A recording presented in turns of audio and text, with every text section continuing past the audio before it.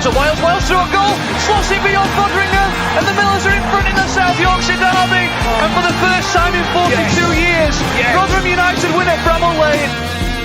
On the edge of the box for Doffin, he can hit them, and he does. The Doffin has scored an absolute screamer for Rotherham United. Rotherham United have secured their championship status for next season. Do me a favour, drop me off in Rotherham. Hello, everybody. Welcome back to New York Talk. This is the Rotherham United podcast, and 8 defeats in a row now. A 5-0 thrashing. There's no better word for it than Coventry City. Yeah, we'll talk about that. But it's all right, don't worry, because we've got another away game to talk about. Yeah. Mick, you're live from everybody's favourite location from a car park in North Wales. How are you doing? Indeed I am, mate. Yeah, indeed I am. I'm all right, mate. I'm not too bad at all, thank you. It's been a decent week for me. I've managed to, given that the North Wales internet's powered by a hamster, but I've managed to miss most of the social media fallout from Tuesday's game. So yeah, all good, mate. Fair enough. Danny's back with us. How are you doing, Danny? Well, I think I've had the exact opposite of a good week, for being honest. Because since the last time I was on the podcast, we've lost 2 games with an aggregate score of 6-0. And I've been made redundant, so I'm currently unemployed. So, yeah, I'm loving life as a Rotherham fan at the minute. But swings and roundabouts, innit? I've got a nice stout, so I'm happy. There you go. A few people in the comments, but Harry says look different. Fullman says shaving didn't work. Yeah, the beard gone. We were hoping. It had the opposite effect, didn't it? Really, we lost 1-0. I had a shave, then we lost 5-0. It didn't work. I've lost now. I don't know what to do. I feel like our impact on the team has gone. It's disappeared. There we are. That's my positive, by the way. We asked positives from the game. It's that I had a shave, thankfully. Do we have anything? And this may be the hardest game to pick a positive from. Is there anything you can think that made you smile? Because it was from minute 1 almost that it went badly. There were no refs falling over. There were no silly moments. It was just bad, really. Anything? I've got nothing, mate. Nothing at all. At least it wasn't 6. At least we're only as bad as Maidstone, not worse. Yeah. We lost 5, so something like that. Right, okay, so now what you're saying is that we need to have a playoff against Maidstone to see who the worst of the 2 are. And And the loser goes in the National League, whatever. We'll go south just for a few air days. It's fine. Let's go back to the game. We're pulling out to cover all the goals because I can't think of what worse, to be honest with you. But Mick, we'll start with the first goal. Mr. Reliable, the man that we hang our hopes on every week, and we probably put much pressure on in terms of that, is Victor. And he just had, I don't even know what the word is, Mick. He just slipped. And I just felt sorry for him, to be honest with you. It kind of summed up the season, didn't it? Just in that one moment there, it kind of summed up the whole season, because like you said, he's been the most reliable player for us all year, player of the season by a country mile, and then he makes a mistake. And not only does he make a mistake, what I couldn't understand is he fumbled the ball, he dropped the ball. Why did it bounce so high? It was almost as if the way it bounced, it was like he'd thrown it on the floor, which he clearly didn't. It just slipped out of his hands, but it bounced head high. I don't know what happened there, but I mean, not that made any difference whatsoever. No. But yeah, nobody surely can be calling Victor out. Please tell me that's not happened over the last couple of days. Please tell me. I don't think so. No, I haven't seen anything. No, I mean that would be madness. Not great, but like I say, for me, it just sums up the season in one sort of 2 or 3 second burst there. Yeah, I completely agree, Danny. You just saw him straight away, hands up straight away. It doesn't, for that kind of mistake, obviously, you don't need to be told. But Victor, as he is, as he has been for us, doesn't need to be told when he makes a slight mistake. This is obviously a big one. But there's nobody, and again, this is. I might be reading too much into this, but there was nobody around him. Not to stop the goal, but once he's made the mistake, there's nobody patting it back at head or slapping him on the backside saying, "Don't worry about it, mate, crack on." I just felt like he looked alone in an odd way. You know, you've raised an interesting point there, actually. I'm inclined to agree. Who was starting captain? Hugo. Oh, well, that explains everything then, doesn't it? But, yeah, you raise a point, actually. He did seem weirdly isolated, but then again, he is also weirdly isolated as the only player that comes across as actually giving to about the current situation that we're in. But yeah, you've hit nail on head. I don't think anyone's given Victor any grief. I think the mood at the time was just, oh dear, you know, just that. Oh, the one reliable person has finally caught the IOFC virus of this season, and that's how I felt. It was just like, oh, Vic, bless you, you know. But yeah, Victor don't need any grief for that because he's been one of, if not the only, consistent performer. In terms of making brilliant saves and just being let down by his defence, I think. And that's why I think if anyone deserves a let-off, all right, don't get me wrong, it's an awful error to make as a goalkeeper. But the amount of, you know, let-off cards that he's got in that sense for other heroic saves that he's made this season, I think if it wasn't for Victor, we'd be looking at a goal difference of at least minus 50. Probably. You know, so I think Victor gets the get out of jail free card out of anybody in the current squad. Anybody. And in terms of how he's been carrying himself despite the consistent losses and always trying to have some sort of impact on the game. It might be a bold claim from me, this, but with Morrison out for however long and not back for unspecified amount of time, Victor band. We should have been 100%. Yeah, sod you, Victor. Yeah. Or a Dolphin. I'm not convinced I watched the same game. I mean, I'm probably going to say this a couple of times tonight. So it was the one before January. But I'm not sure I watched the same game as you. Okay. I saw at least 3 or 4 players coming up to him straight after it. The Dolphin were one of them. Humphreys were another. And I can't remember who else it was, but certainly a couple more came up to him afterwards. So, yeah, like I say, it won't be the first time tonight, I'm sure. No, I didn't say. If I'm wrong, I'm wrong. I didn't say anything. We might have just completely gone into mental shutdown, Matt, and just tried to erase as much of the game as possible. Yeah, possible. Harry says it's smart from Victor. It brings down his value down. He can stay for another 5 seasons. Another 10 mistakes like that, and there's a good chance we'll keep Victor for next season. I don't think it's going to happen. You know, we can hope. That's not right, is it? Anyway, move on. Mick talked about the game. You say we watch different games. It was a poor performance. It was a very, very bad performance. There was individual mistakes. There was individual errors. There was issues, Mick. Talk to me about your general thought on the game. Yeah, there were issues. Without a doubt, there were issues after that second goal went in. The heads just went completely. The organisation went, everything went. And I've no doubt that was what was talked about at half-time. The first goal we've talked about, you can't do anything about that. I accept that fully. You know, keepers are going to make mistakes, and Victor makes less than most, quite frankly. And that one highlighted, well, we've discussed it as, you know, the sort of microcosm of our season in one fell swoop there.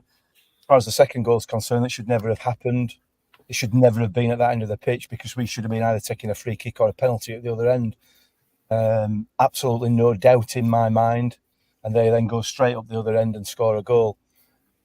You know, if you're in that team and you're thinking, hang on a minute, our player's just been brought down either on the edge of the box or in the box. I think it possibly outside, but it was a foul. No question at all, it was a foul. But it was too close to the box for the referee to make a decision. So he let it go and they go up the other end and score.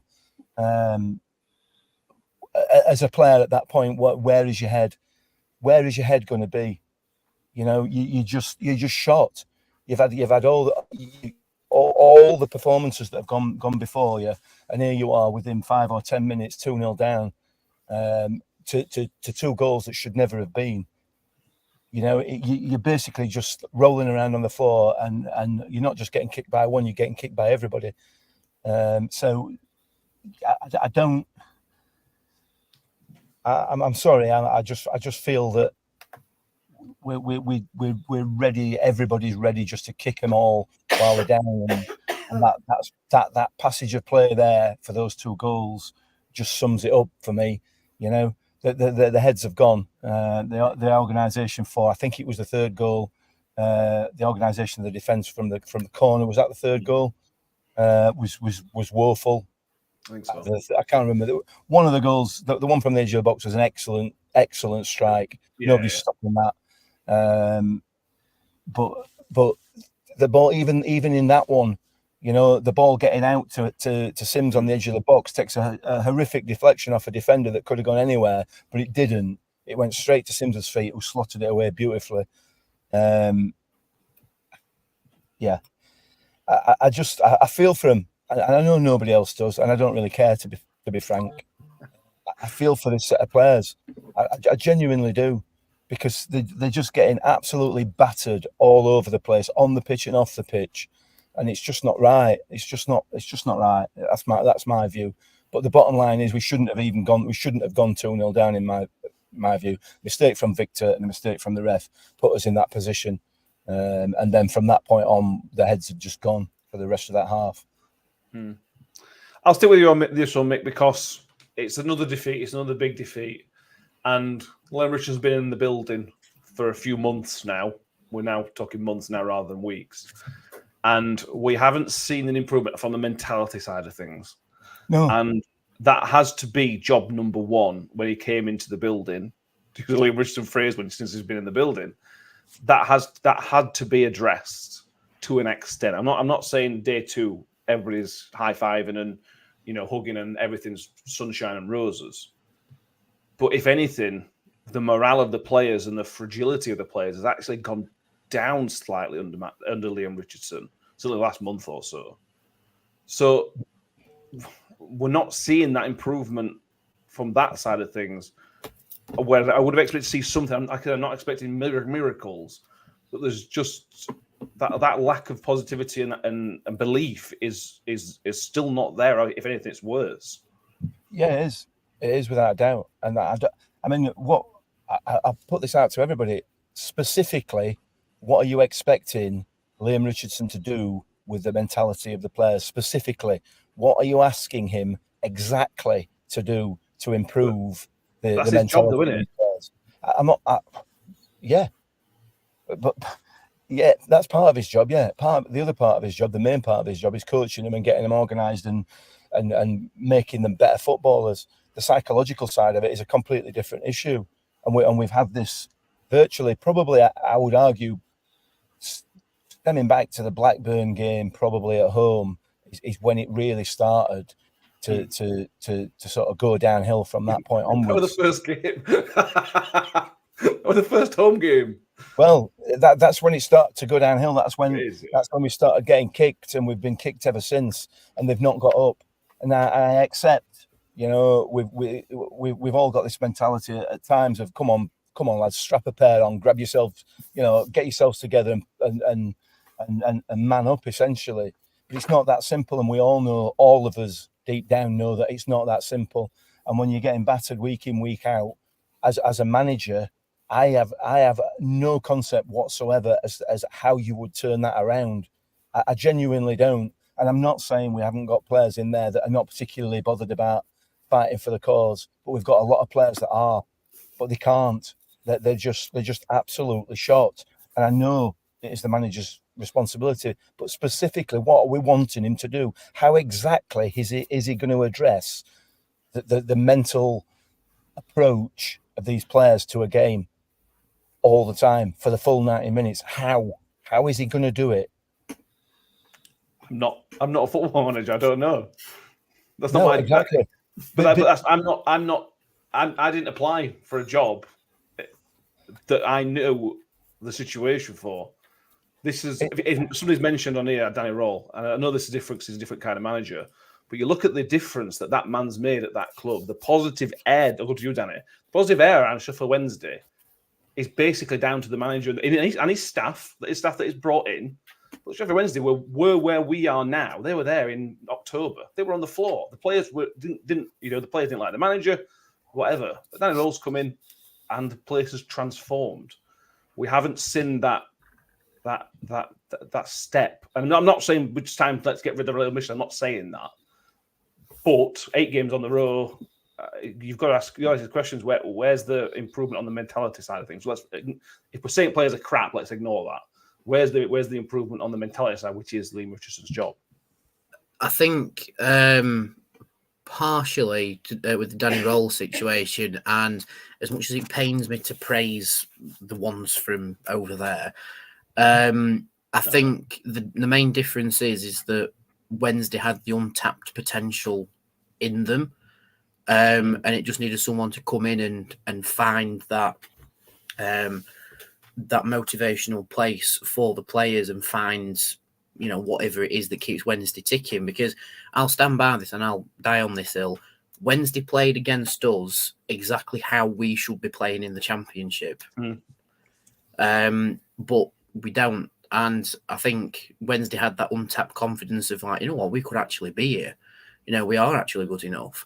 But I don't think we've got anything to tap. I think our oil derrick's gone dry. And I think that's why we're not seeing any improvement under Richardson, because he's got nothing to improve. I think it's dried up.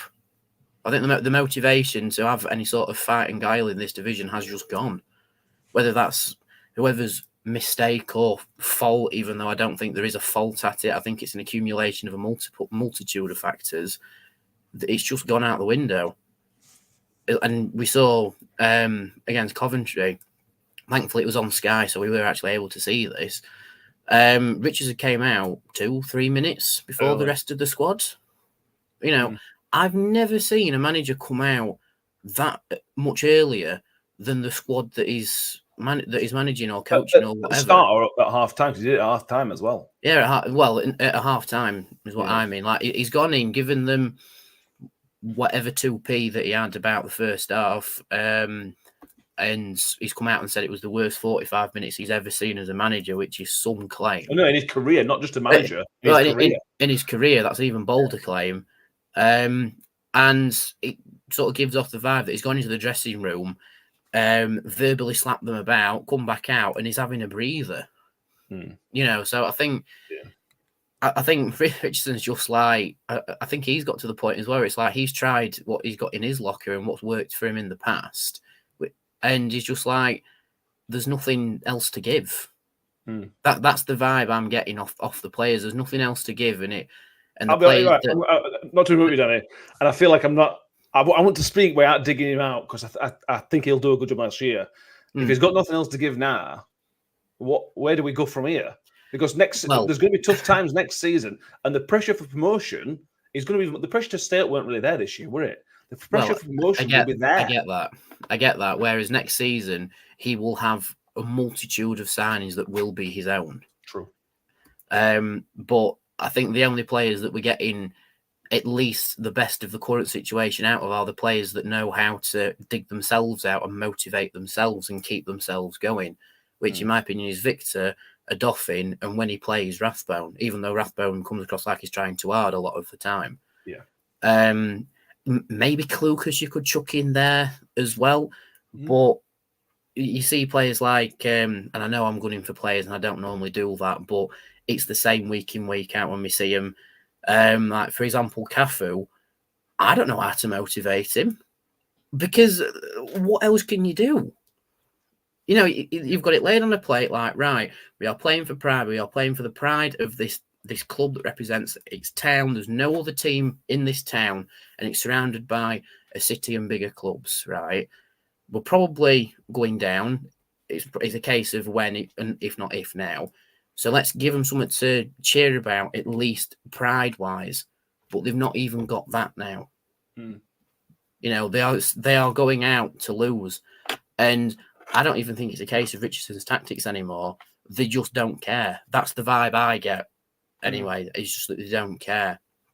To the point where the team that I'd send out against Norwich is Parkgate's starting 11, and let our starting 11 play for Parkgate. Because I tell you what, Cafu and Hugo would get a damn good sorting out in the North East Counties Premier League, wouldn't they? Well, that's the level we've got to. It's almost Warnock level-esque of you're all crap, we'll play the reserves. But we don't have reserves to play because our reserves are technically our under-18s.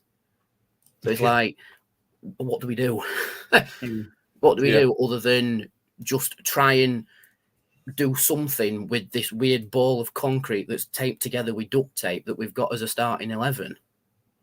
I see the players that Richardson talks about with work ethic. I know exactly the players he talks about with that. I also know exactly the players who will be gone at the end of the season because they do not fit that mould. Yeah. And that's not Richardson. I don't think that's Richardson's fault because he could only bring in 3 signings because who else would sign for us? Who else thought Rotherham United was an attractive prospect in January?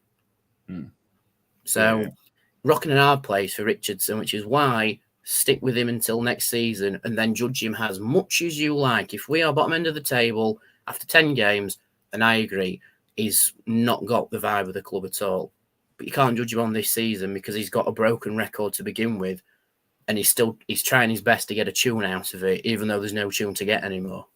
Yeah, I know what you're saying. We saw more under Warney. I know Warney had credit in the bank, but we saw more in that 16-17 season than we're seeing now. Because Warney knew how to get fight and guile out of players.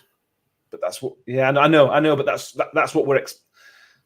That's what we want as a football. We want players who want fight and guile, but we've got players who don't have it. Yeah, that's the vibe I get out of it anyway. Chris says organisation, off the pitch, training drills, game plans, all improve confidence and mentality. John Morrell says from the highlights he saw, it looked like Birmingham under Wayne Rooney as soon as the first goal went in, the players gave up, which sums up quite well. Shelley says, I want him to try, Mick. When we're losing, try something different. Stop with 3 or 5 at the back, put 3 up top. Show fans that you're bothered. Making us concede again isn't working. We've got so many comments now. There's lots of good comments, and we're going to be missing some of them. But there's some really, really good people feel strongly, Mick, as you'd expect. And this is good. That people feel. You are? Caught a few bites for that. It's really interesting, I've obviously seen a few of the comments there, and it's his job, he's the manager, that's his job, that's what he's paid to do, etc. I agree with that. Why can we can't tell him how to do his job, etc. Well, we can, because we tell him all the time, don't we? Play 3-5-2, play 4-4-2, play this, play that, press here, press there, don't pass backwards, don't pass forwards. But we're not qualified. We're qualified to do that, but we're not qualified to tell him how he's going to improve the mentality of the players. We're not qualified to do any of those things. I accept that fully. But his job is what people have talked about there. Play 3-5-2, play 5-3, whatever, formation, pressing, or the in-game management, the psychological effect of the kickings that we've had this season. It's an almost impossible job, and that is proving to be so. No matter what players you've got. And I absolutely resent the fact that it personally, and again, it's just my opinion, I'm not saying that this is a fact. I really resent the fact that some of these players who pull that shirt on a Saturday afternoon are bothered, are interested, do care. They do want to win for the shirt, for themselves, for everything. But they've not been able to. It's just not happened. And us just kicking them relentlessly after they had a kick in on a Saturday afternoon or a Tuesday night, it just makes everything worse. It absolutely does. I was saying, but what are we meant to do? We're supporters. We're supposed to get behind the team, aren't we, ultimately? And I'm not saying we can't have an opinion, and I'm not saying we can't have different opinions. That's not what I'm saying at all. Absolutely not. I respect the fact that people have different opinions to me, and I'm not going to start effing and jeffing at them like we do on X. You know what I mean? Yeah. Can you imagine me sitting here on my own in a car park, just effing and blinding? I think I'd end up getting sectioned. Just hear a knock at Mick's window going, "Are you all right in there, sir?" No, we lost 5-0. No, I'm a Rotherham fan. Oh, say no more. I just feel that this season's been a lost cause for a long time now, and it's so desperate. And I understand everybody is as desperately disappointed as I am, but I'm damn sure that the players are just as disappointed in themselves and in their performances. But I don't know. It just. I find it really difficult. I find it really difficult to just continually kick them, and when other people do, it depresses the life out of me. To be perfectly honest with you, yeah, I don't know. Two things, Mick. You've set yourself up for some comeback here, Mick. Martin Miller says, referring to Lee Richardson, he says you recognise your limitations and bring somebody who understands psychology and sport and how to motivate players. 100%. That's if you can get somebody and afford to pay somebody to. Who's going to pay for that? Yeah, well, we'll come on to pit money in a minute. Yeah, if we pay for that, we won't be able to afford the new drainage at the training ground. So yeah. John Rell says, so what is it, Mick? You always say these players are good enough, as you also say they try and care. So what is the reason that they're so rubbish? Basically, I have to finish off John's comment. Yeah, I stand by those. I stand by those comments. I do stand by them, John. That technically, ability-wise, they're good enough.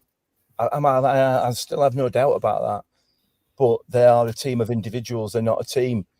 And they're a team of individuals, in my view, and it is only my view, because they just won't, they aren't able to play together because of what's gone before in terms of the Matt Taylor regime and the situation they find themselves in. And arguably,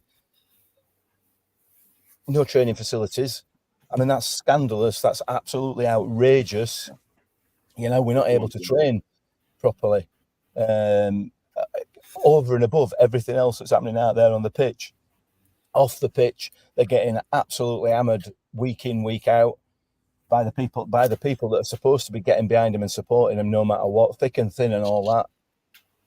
I don't know where they go from here, to be honest with you. Well, we do. We just wait.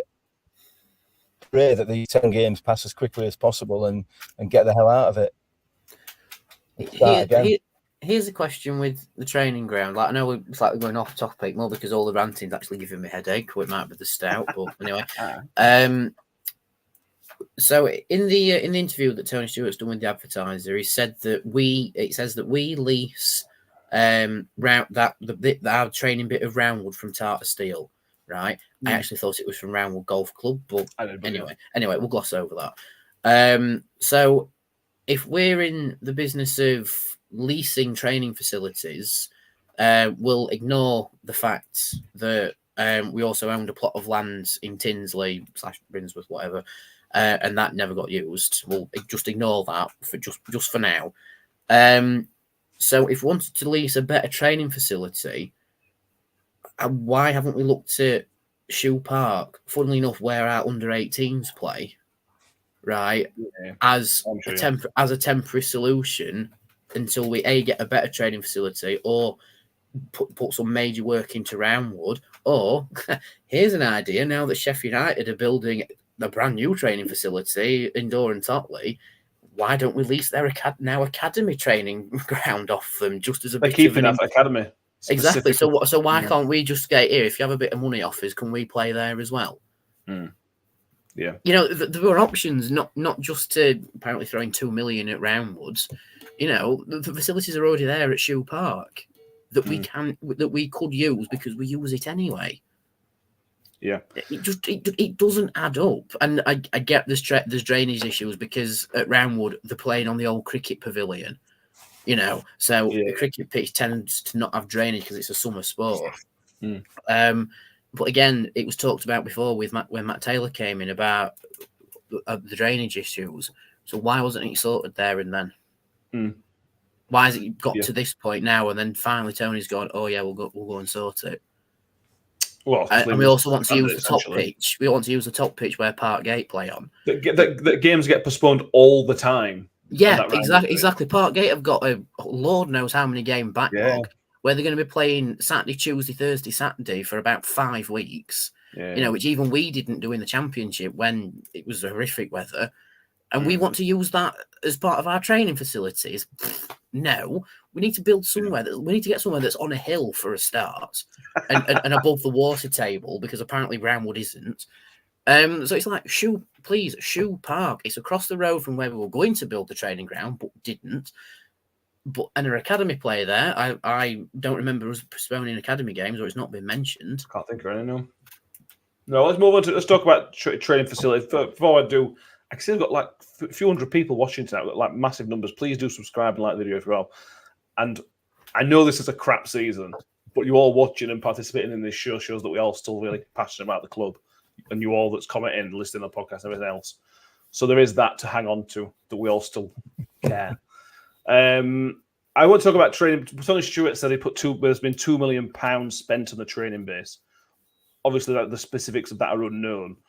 I think it's important to add context to these things, and £2 million isn't a great deal of money. So we talked about Reading's training facilities a few weeks ago. Rob Scott mentioned a £6 million for that. I've done a bit of research. I know that's novel for this podcast, but I have done a bit of research. Their training ground costs £50 million. Blackpool are set to build up their new training facility, which is £30 million. They do have £6 million in grants, but it's £30 million. I looked at Walsall's. Walsall paid about $800,000 for theirs, which looks exactly the same as Roundwood. It looks exactly the same. Fleetwood is a state-of-the-art modern thing. That's £8 million. Stevenage apparently got £5 million. Carlisle are building a new one for estimating £8 million. And Cambridge, these are just random clubs. Cambridge is a reported to £3.5 million. So £2 million, Nick, it's great. And we're not. This is the thing. I know it's his own money, Mick. £2 million is nothing, really, is it? £2 million is not going to get any return on as well, because it's not our ground. That doesn't belong to us. So he's pumping £2 million into somebody else's facilities, which even by Tony Stewart's standards is remarkable that he's done that, to be perfectly honest with you. He says he's done it. We don't know what he's spent it on, obviously. Well, there's no context to what he spent it on. No, I accept that. I mean, as far as the drainage up there is concerned, I don't agree with Danny, because it's halfway up a hill. Most of the steelworks are about 50 or 60 feet below there, and they don't flood. So it's down to the actual. If it floods there, for God's sake, we're going to start building an ark, let alone what else. But having said that, I mean, let's be fair. This winter, it's rained solid for about 3 months. So and that's not making any excuses, because it should be good enough. We're a championship. We were a championship football club, and the facilities should be good enough. So that's not an excuse. It's just I'm just sort of stating facts, really, in terms of why they've obviously not been able to play there this season or train there this season in the way that they have in previous seasons, because it's been so wet. So yeah, I mean, where's money going to come from? It's as simple as that. Where is the money going to come from?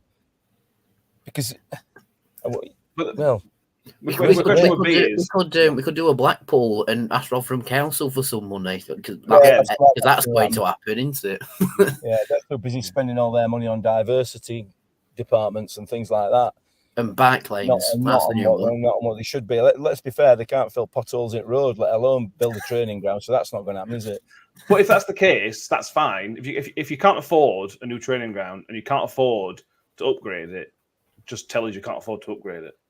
Yeah, don't come and say I've already put £2 million in and we're going to do this. It's got a gym, it's got a canteen. These are basic things. These shouldn't be these shouldn't be things that we're sort of saying, oh my God, it's great, we've got a gym. That's a basic necessity of a training ground. Of course it is, absolutely. If you can't afford to invest it, that's fine. Just tell us you can't afford to do it. Don't come out and polishing the turd, putting glitter on a turd like we did 2 weeks ago, aren't we? Yeah, listen, I'm not sticking up for Tony Stewart here, because ultimately that we should have the at the very least adequate training facilities for a professional football club, and we haven't. So he's absolute. The board, the club, whatever you want to say, have taken their eye massively off the ball in respect to this.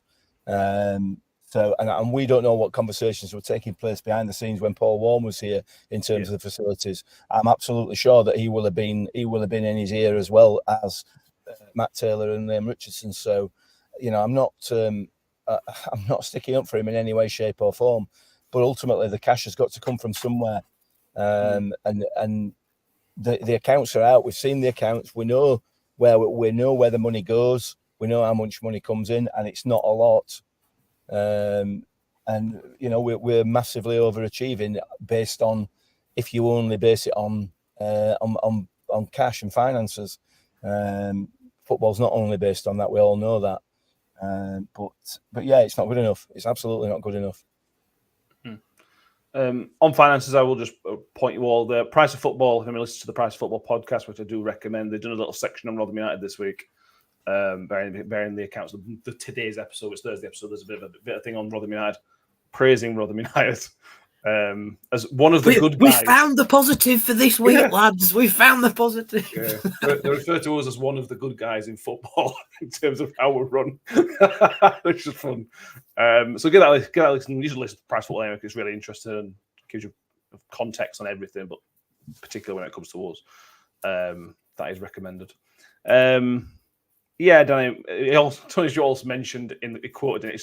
He mentioned about golf courses being closed as well, which I didn't think were a clever thing to say based on what we heard about Alan Stubbs a week ago. But anyway, that's a side point. Look, we asked for communication from the club. We're getting communication from the club from Tony Stewart. How do you feel about it? Happy that we're getting it? Do you think he should have stayed quiet? Do you want something else in a different form? What do you think? I think. When everyone's asked for communication from the club, I think it's communication in terms of answering the questions that we've got. But the more recent comments just raise more questions. Like saying that, like you've just said there about mentioning a golf club in his interview. It's like, and I couldn't go and play golf because it rained heavily. All right. You could go to an indoor facility and practice your driving, Tony. Is that what we're going to? Is this where we're getting to now? It's just the fact that Tony Stewart said he can't play golf because it's been raining. All he's doing is emphasising the fact that it's peed it down for 3 months and everywhere's waterlogged. Why are we jumping on this? What's happened to Will? Funny. It's not funny.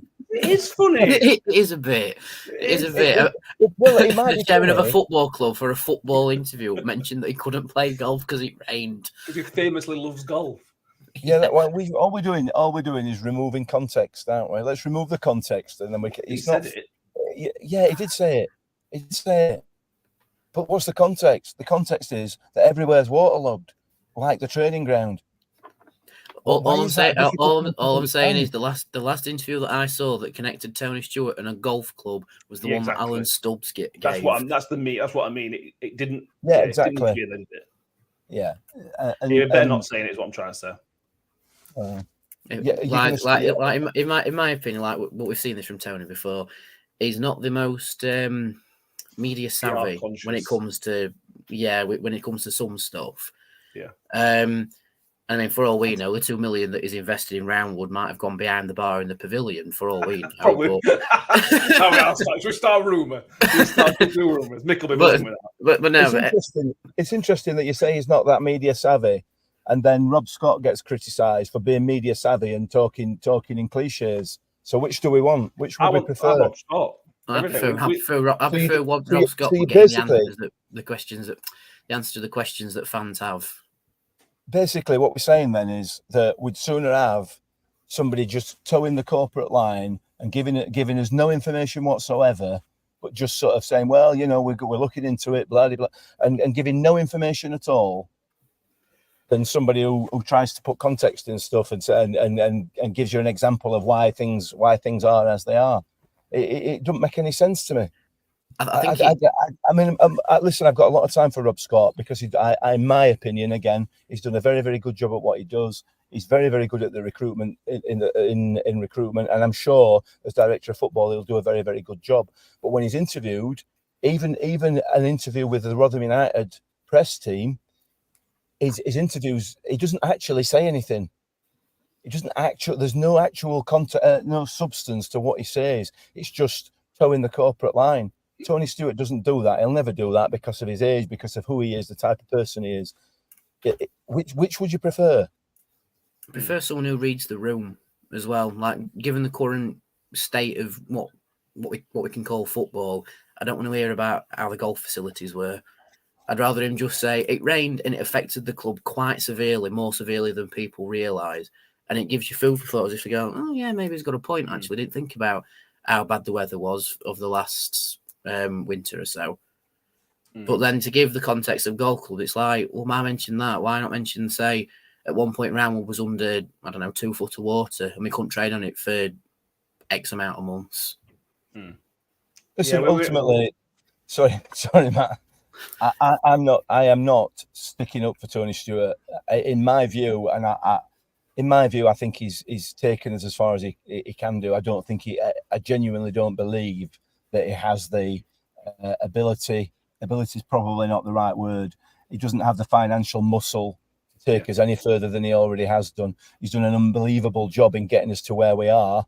But much like I think with Paul Warne and his sort of bottom end of the Championship, I think he's reached his ceiling in terms of where he can take us. But that doesn't mean I have any hard feelings towards the bloke whatsoever. You know, I think he's trying his damnedest under the circumstances to give us a sustainable football club, and what that has caused is for us to be a yo-yo club going up and down because we can't compete with all these other clubs that are massively overspending and putting all of these football clubs in danger of going out of existence at some stage, and he's not prepared to do that, and he's getting pelters for it. You know. We've had some wonderful times. That's the bit I agree with, mate. I agree with that bit. I agree that he's took us as far as he can without help. I'm not saying we should get rid of him, not at all. I want to keep him as like the what's the word? Like the figurehead of the club, like the out and out chairman, share wise or whatever. But he can't do it on his own. We now see he can't do it just through his funding through ASD Lighting. He needs help from somewhere. The thing is, you're asking somebody else to put money in so he can take credit for it, though. I suppose. Whoever comes in, somebody else will take over from Tony Stewart at some stage. Yeah. Somebody else will take over Rotherham United Football Club. They are not going to make money from taking over Rotherham United Football Club. It is not going to happen. I just can't see a way unless they do a Bournemouth and pay their way into the Premier League and then do what Sheffield United owners have done and taking all the money out of it. You know, because that's just football. It's the way it is. We have to be satisfied at the moment with what we've got. Because we'll still be here, whether it be League One or whether it be bottom end of the Championship or bouncing between the two. But nobody's going to come in and pump in 20-30 million pounds into this football club. I just can't see how it's. I hope they do, but I just can't see how it's going to happen because they're never going to get a return on that investment. Well, people are mentioning that apparently there are rumours that he has refused interest or help has been buffered away because of I've heard those as well. Yeah, we know that. Which is probably the case, but we don't know who that is, do we? We don't know the context. Again, we don't know the context. And the one rumor I heard, it was some sort of American consortium. Yeah. It wasn't like huge investment levels like we've seen with other clubs, but it was still a bit of a helping hand. But I think because it would have meant Tony had less than I don't know, put a number on it, maybe 60% control. He said no to it. Yeah, well, that's we're getting to where Chris says if he set the expectation of being a yo-yo club, stop mentioning Premier League. Well, I would say anything else. Yeah. Anyway, that's a golf club quote, isn't it? That's a flooded golf club quote.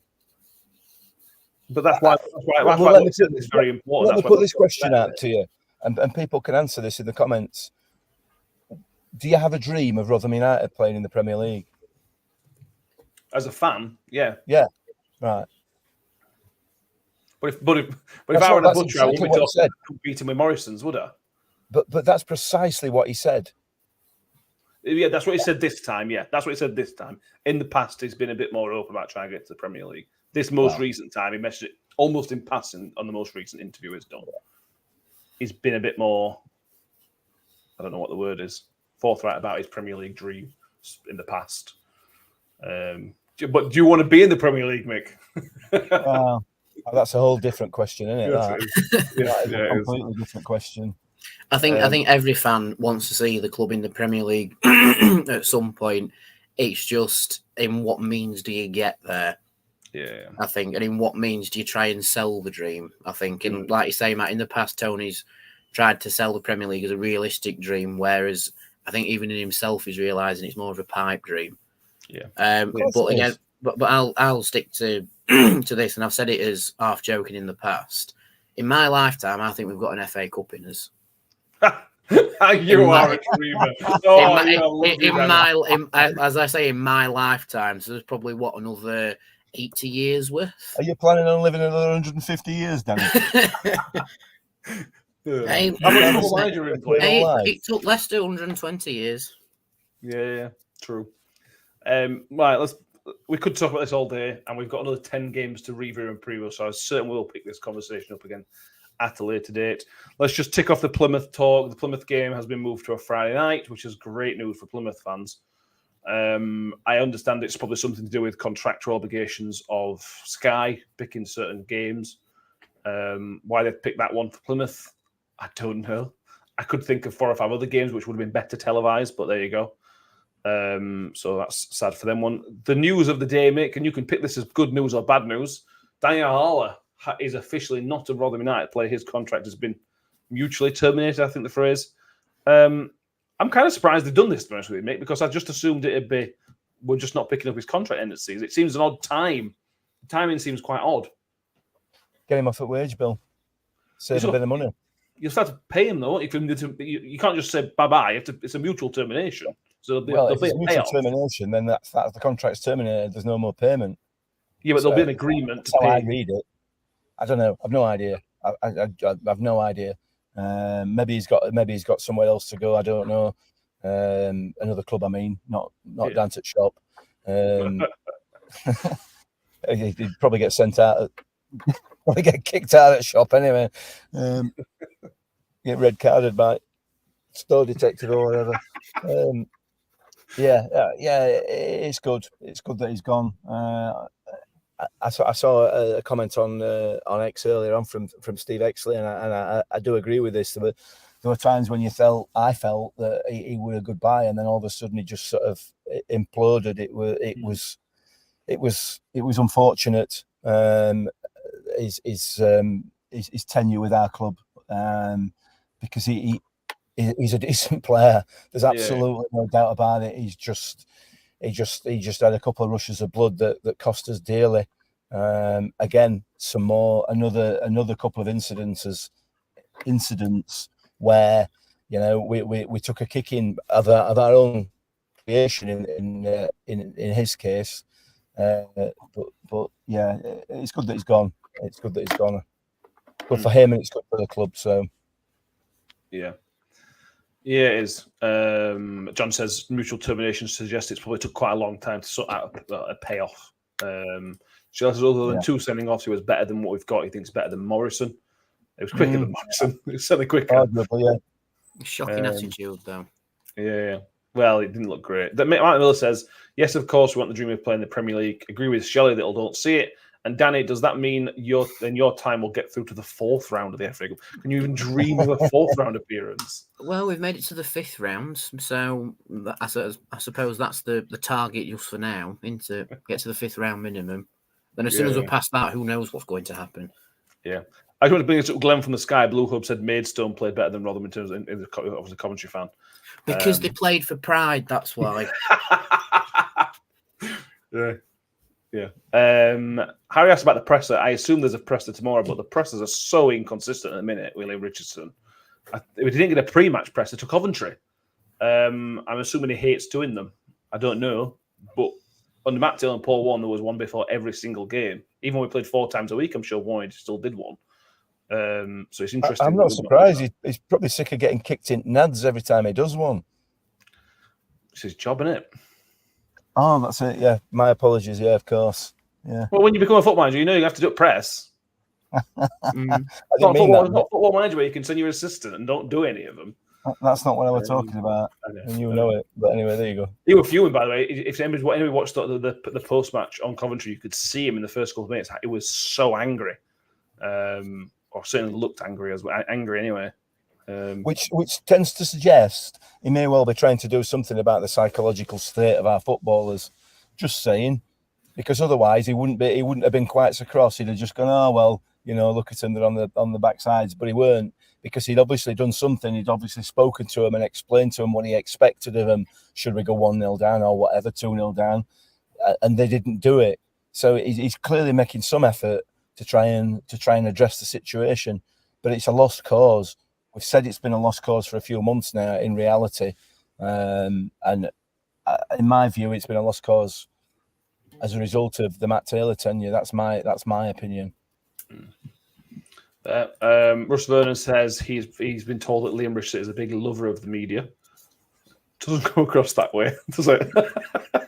The nicest way possible. I don't mind listening. Mike Miller says, "Who wants to listen to Liam Richardson? He speaks boring." I sort of enjoy his press. There's no bump and fluff about him, which I don't mind. But anyway, irrelevant, really, isn't it? Let's hope he doesn't tell you when he's been playing golf. Not Russ. Right. So Russ says, I've been told that Liam Richardson is not a lover of the media. Fair enough. Unlucky Russ. You're obviously not going to get any work out of him then. Yeah. There we go. Anything else with the Coventry game before we need to talk about briefly? I thought second half, we played reasonably well, to be honest. I thought we were a different side in that second half, quite frankly. And I know, don't worry, they took the foot off gas. Yeah. Blah, blah, blah, blah, blah. It is important, though, isn't it? Again, the context is very important that they were 4-0 up. Yeah. Right, yeah. Look, yeah, that's how football works, isn't it? If you want fun, you're not going to go guns blazing and play 100%. Mark Roberts will have told them to not take any risks, kind of thing. Yeah. And then that's why. But we still lost the half, didn't we? A true Rotherham fashion. Absolutely. We never looked like scoring. No. Yeah, there we go. Football asks what me and Danny think should be happening. Whatever's happening now should not be happening. There you go. Go back with I don't know at the minute. John Morell says Mick at 4-0. They could probably brought on some under 15s. I thought they did bring up a kid. On they were number 51. Yeah, there was a kid with a really, really high number come on. Matt Miller says 4-0 down, and we played quite well in the second half. So we're happy. Well, again, I said this to Opposition Podcast. The bar for us is so low at the minute. We will take anything. If we play better in the second half, we've got to check it. That's all we've got. Yeah. Richard says Hugo as captain on Tuesday. Why?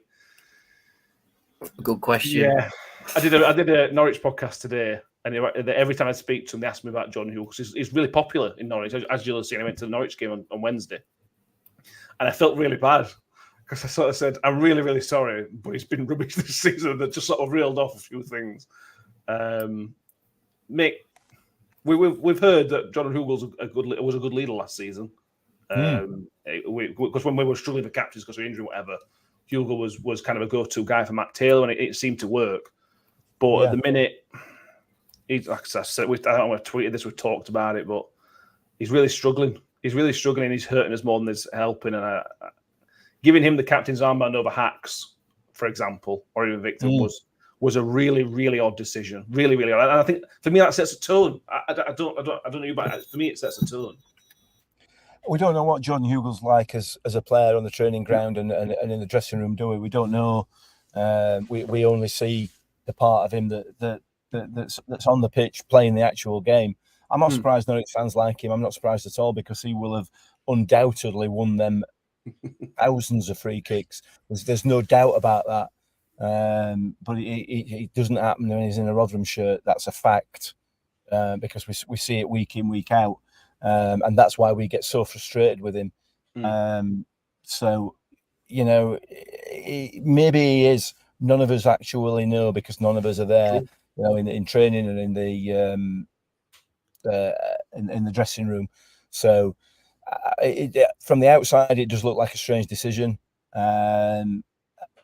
Hacks strikes me as being quite a quiet lad, hugely committed to what he does. There's no doubt about that. But whether he's a kind of an up and atom kind of guy in the changing rooms, I suspect possibly not. But that's just opinion. Having seen him play, and we've obviously spoke to him on the podcast. He doesn't quite strike me as a sort of a tub thumping, woody kind of leader. Yeah, kind of leader. Hugo's, I suspect, possibly is. He strikes me as being a very vocal and very confident bloke. Unfortunately, his performances on the pitch haven't mirrored that for us. Certainly not this season. So yeah, it did seem a strange decision, to be honest. But does it really matter, given the situation that we're in? Well, I don't know. It's all about the minimal moments in it of setting standards and that kind of thing that Liam Richardson's talked about. Yeah. I don't know. Move forward to Norwich. It's going to be tough, Danny. It's going to be so tough. They did lose on Wednesday night, but they were 1-0 up before a bizarre red card against Middlesbrough, so they were in a good position before then. Their home record's good. I think again, spoke to their podcast guy. The scout report will be out tomorrow, I think, when I get time to do it. Edit it, sorry. Their home form's 5th in the league. We're 31 games without an away victory. It's just, I don't know. Talk to me about what you think for Saturday. Well, what I'm thinking is it's just like, yeah, it's going to be 32. But I suppose with that mentality, like Mick said, it'll play into the players' mentality that they're already going out and they're going to lose anyway. But, you know, as daft as it sounds, and as many people will say it's the stout talking and not me, it has to change at some point. You know, we were saying that last time. Like, it has to change. Yeah, it has to change at some point. Maybe 32 is the magic number. I don't know. Maybe Jordan Hugill comes back to haunt Norwich and they finally think that he's some sort of devil spawn and not the nice person that they all think he is. And he scores a hat-trick and we somehow win 3-1. I don't know. But in terms of the two football clubs going up against each other, it's going to be a long, hard afternoon. Like I've just said there, Matt, their home form's 5th. Our away form, I imagine, is bottom of the table without even looking at it. Yes. We've not scored a goal in how many games is it now? Oh God, now you're asking. Is it 3 games total on the trot? What we got? Coventry Wednesday. Watford before Ipswich. No, QPR. We scored against QPR, didn't we? We scored against QPR. And that was with that Tommy's on the pitch. And funnily enough, when you give Tommy an opportunity to score, he does. But when you don't give him any service, nothing happens. Funny that. So for me, I'd start Tom Eaves personally, because he seems to get the whole dig in and, you know, give your all, even if it doesn't come across as the best. If that makes sense. He only scores away from home and all. Yeah, exactly.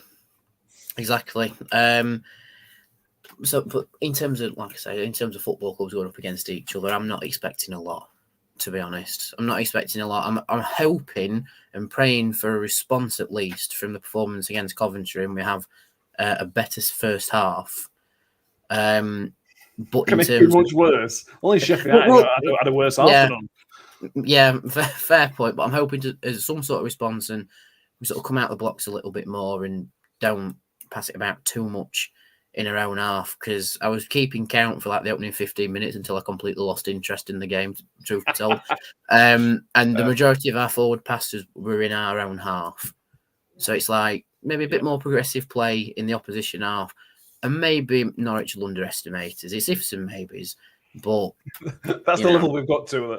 Yeah, I hope it's the other teams think we're worse than we actually are, And you remember how bad we actually are. And again, I'll stress it. Try and get some pride in the performance, because as daft as it sounds, if they play for a bit of pride and maybe we scrape a draw, it'll lift the players up a little bit.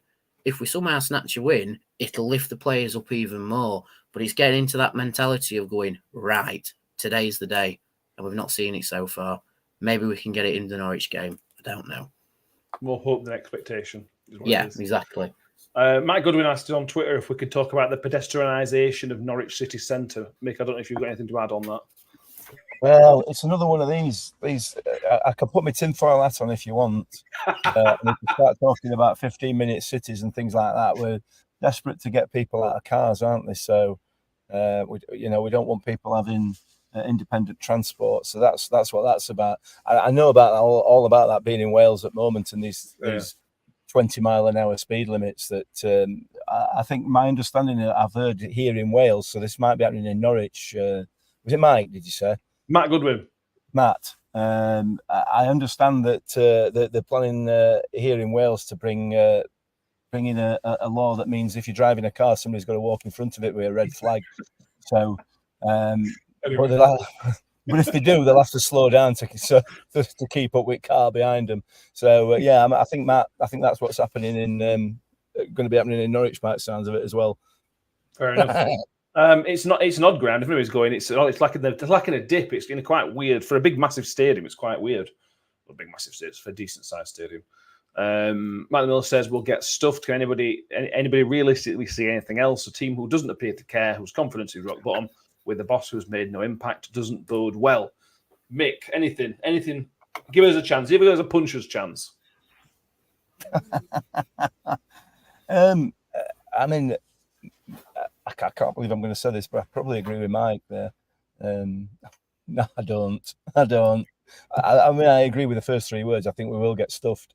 They've got some quality footballers in their side, particularly when they can stay on their feet, which into a lot of the games. So we know what to expect. We know what to expect down in Norfolk, don't we? It's going to be a really, really tough game. They've got quality footballers, like I said, and I just can't see us getting anything out of the game at all, to be perfectly honest with you, the way that we are at the moment. I just can't. But I'll keep my fingers crossed. I shall watch it. I'll watch with hope and absolutely zero expectation. Yeah, we can. I think results go really against us. We're 19 points adrift with 30 left to play for at the moment. So if things got really, really bad, I think we can go down next Saturday technically, couldn't we? But that would mean everybody needs to win this weekend except us, and everybody needs to win next weekend except us. I think relegation will probably come on the Easter weekend or just after. But that's where we are. Yeah. We're penciling the date. We'll be able to plan in an emergency podcast for the first time ever. We'll be able to plan it. So we know, oh my God, something's happened. That's when it's going to happen. So we've got this game next, and the next week, I think Huddersfield, and then we've got the final international break of the season.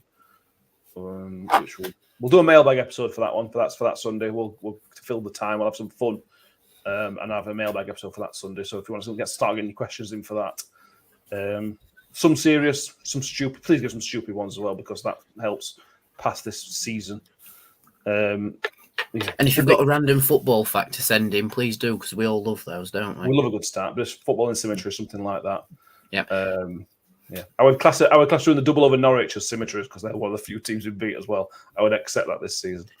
The last team we have any chance of doing the double over as well, because we've won 3 games this season. Three games in 36 games, man. All right, let's get some predictions in before we start drifting off into depression. Mick, are you stupidly going to predict stupidly predict a win, or? No, I'm not. Have I predicted us to lose yet this season? I was thinking about it. So with the beard as well, I think it's time. We often say, "Oh, I don't want to tempt fate." I think we should be tempting all the fate we possibly can to see if it actually works for us. So if you wanted to predict a loss, this might actually work. Yeah, I'm going 4-0 Norwich. Yes. We've broken you, Mick. 36 games in, and we've finally broken you. Well, Rotherham United have. I like it. Danny? Get the straight jacket at the ready. Rotherham's going to win 1-0. No, why? I went 3-1, I think, on the Norwich podcast. I think so. I'll go that one. 3-1 to Norwich, not us, obviously. I'm hoping to do some sort of Nigel Farage thing where it's like, you all laughed at me. But no doubt you all still be laughing at me like he predicted us to win, the idiot. Yeah. Somebody clipped us last week on the last podcast night when you weren't here. Ben said something about well, they beat Maidstone 5-0, and I went, yeah, but we're not as bad as them. So yeah, thank you. I can't really clip that, but thanks very much for that. Harry says 3-0 to Norwich, 4-1. Phil Scott says 5-0. Yoza says we'll get one, so he thinks we'll be 5-1. Martin Holland says keep it under 3-0 loss, and I'll be happy. Will you be happy, Martin? Powell says 8-0. Richard says 4-0. Kim says 2-0. Nathan says 2-1. Chris 4-1. Kiwi says 2-2. Matt the Miller says, since I disagree with everything, with Mick on everything, well, it's got to be Rotherham winner, hasn't it? Like it, Mike. Like it. I love it, Mike. Just a question before we finish. What's the record defeat so far this season? 5. Oh, stop it. Well, like overall in the division. I'm not sure. No, I'm not sure in this division. I know Mansfield beat Harrogate 9-2, which is probably the best in League 2, League 1, League 2. Yeah. Like I said, we're 2 games away. If we lose 2 more games, we'll equal the club record consecutive defeats. Where you need 4 points to match the club record and league record of a 23-point season. There's probably a couple more records in that. We've obviously broken the club record of consecutive away games without a victory. I've looked and it's really hard to find the actual sort of English record for that. I'll keep digging, but it's quite a niche record, isn't it? It's like one of them cricket ones where it's the best partnership on day 3 in India on a Thursday kind of thing. So it's quite difficult to find. I've just had a look at record defeats in the division. Yeah, it's 5-0, and we're on the list twice. You Reds. Oh dear. I can't believe we're having such a terrible season. We're going well over time every single week. But we are, so thank you. I suppose you're all still here, so please do subscribe, as mentioned. Mick, anything else? Mick, Danny, anything else before we wrap it up again? No, not from me. I need to go in. I need to get out of this car into Co-op for some beer before it shuts. It's a weekday. I'll shut at 10.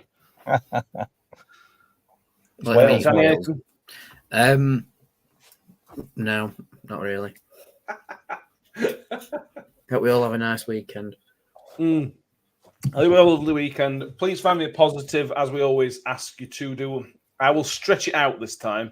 If you can't find me a Rotherham positive, just give me. If you had a nice meal on Friday, went out with some mates on Saturday, just give me something. Just give me something happy we can talk about. Referee, thank you very much, Harry and Russ. Thank you very much. The referee, Charles Breakspear.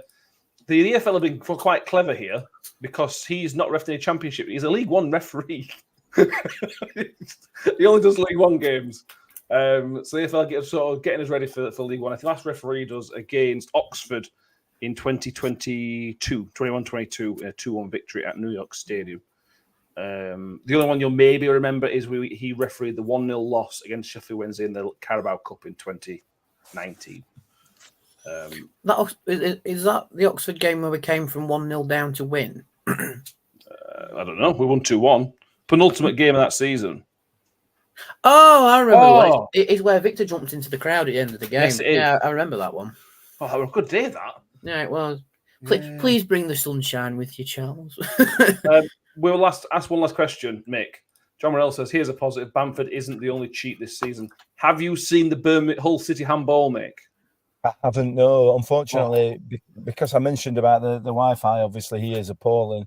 I will look at it, John, and then I'll prepare myself a rant for you on behalf of Birmingham City for Sunday night podcast if you want.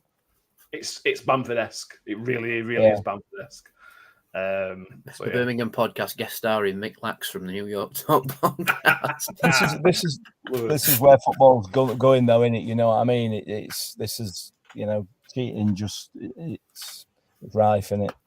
Absolutely right. John Morel Kiprers last night with a save from Kipre from West Brom last night again. If you haven't seen that, Mick, as well, go watch that. That's an absolute shocker as well. There we go. Thank you all for being with us. As I've already mentioned, last week we're getting massive numbers at the minute, and it's like going slow past a car crash on the motorway, isn't it? I know that's why it is. Make sure you subscribe on YouTube. Give us the video, give it a thumbs up as well. If you listen on iTunes and Spotify as well, make sure you subscribe and give us a 5-star rating. We shall be back on Sunday evening, which will be a review of whatever happens in Norwich on Saturday. Could be good. Probably won't be. Could be good. Could. I meant Rotherham, but I suppose the show, not a very good selling point for the show, is it? In the same sense that Rotherham could still stay up this season. Yes. Yeah.